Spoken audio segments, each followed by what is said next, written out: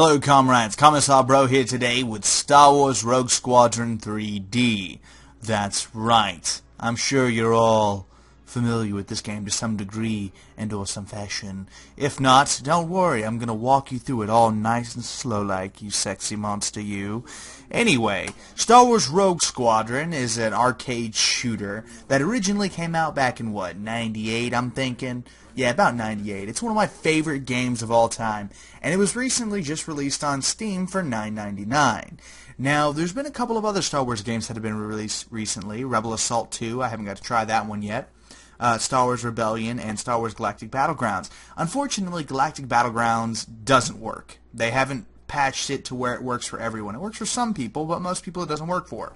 Star Wars Rebellion, you also need to run in compatibility mode, despite it originally saying the day it came out that it works with Windows 10 without any, other embellishments. Needless to say, I was a little wary about getting this one, because again, Star Wars Rogue Squadron is one of my favorite games of all time, and I really didn't want to go into this game and it be messed up, essentially. But thankfully, my dear comrades, I can report that it does indeed work for me, so I heartily recommend it. Anyway, for those who are unfamiliar with Star Wars Rogue Squadron 3D, don't you friggin' worry, I'm going to show you a little bit about this game. So, you've got X-Wings that you can fly. You can fly A-Wings. You can fly Speeders and Y-Wings. And technically you can fly the Millennium Falcon as well if you get a code or you beat the game on... You get like all the gold medals or something like that. I don't remember. Then you can use the V-Wing, something that you're probably only familiar with if you've played this game. It was in a couple of other things, but very vague as far as it goes. Technically, because of the EU becoming non-canon now, that does not exist anymore. And then you've got the Naboo Starfighter. Fits right in, right? Anyway, X-Wing. Let's take her up with our little hexagonal R2, and we're gonna kill some Empire guys. It's gonna be great.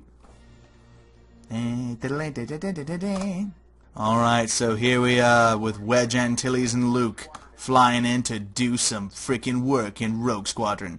Now, as a warning to those of you who are playing with a mouse and a keyboard, which I will be playing with a mouse and a keyboard through this playthrough, as you can tell, it's really weird and jerky when you're flying around. You've got to be very precise with your movements, or you're going to just literally fly out of control like I almost did right there.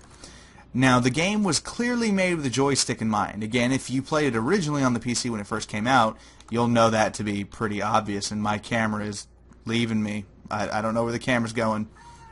Don't know where the camera's going. What the fuck is going on? Alright, so I'm sitting here trying to say that there's lots of good stuff going on, and then my camera just leaves. Anyway, so... Okay, alright, okay, alright. What is going on with the camera? This is there we go. Come on. I don't know how to fix that. I don't think there's any fixing that. That's weird. That's the first time that's happened to me. Whatever.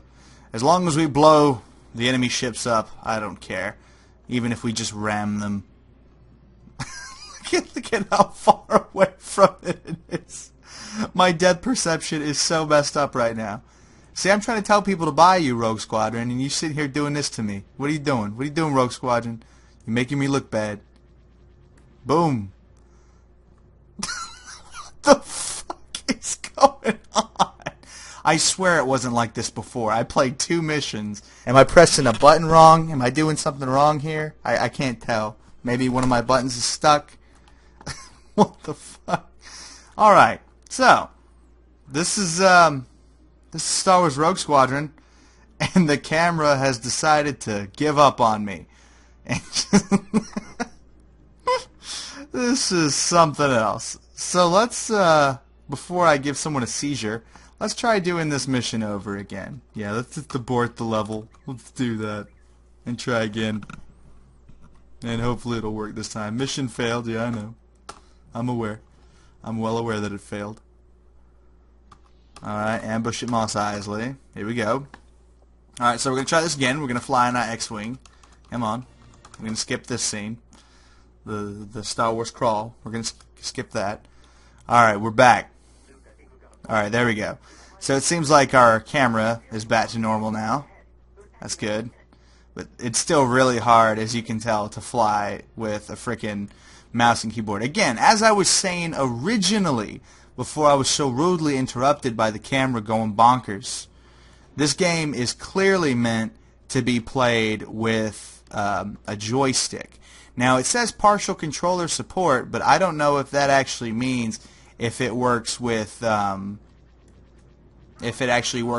a control, like an Xbox 360 USB controller. I don't think so, but again, I haven't got a chance to try that out yet.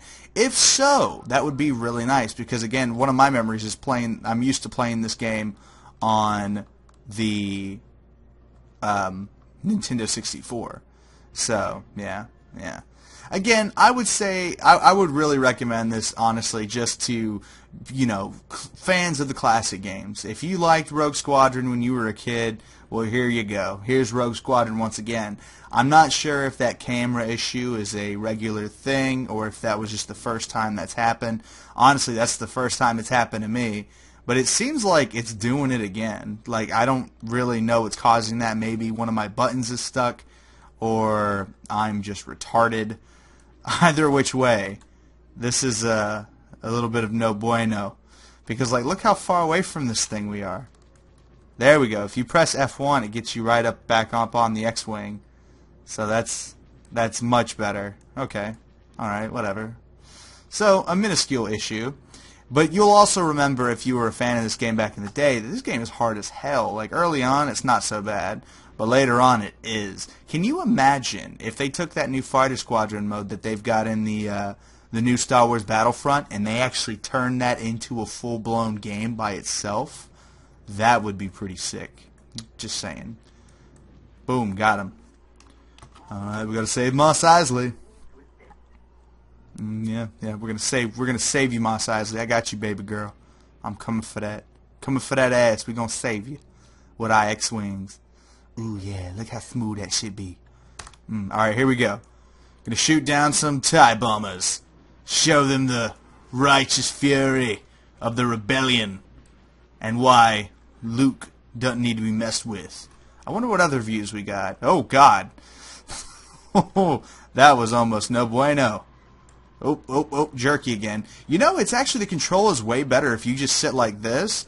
The control is much more responsive than if you sit in that F3. Like, if you press F3, it seems a little bit jerky, but when you stay in the F1, it's much easier to fly the X-Wing. So, keep that in mind in your future playthroughs, dear comrades.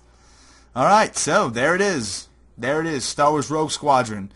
Doing the ambush at Mos Eisley. You could do the rendezvous of Barkesh, and there's like a million other levels in this game. If we're lucky, they'll go and port the original GameCubes of Rogue Squadron 2 and 3 and put that on the PC. That would be freaking amazing. I would be so happy. It would just be redonkulous. And also, with all this resurgence of Star Wars games coming out on the PC, maybe they'll even bring back Pod Racer. That would be amazing. Anyway, this has been CB. Thanks so much for watching. Hope you've enjoyed this, and I hope you go pick up Star Wars Rogue Squadron. I'll see you guys next time.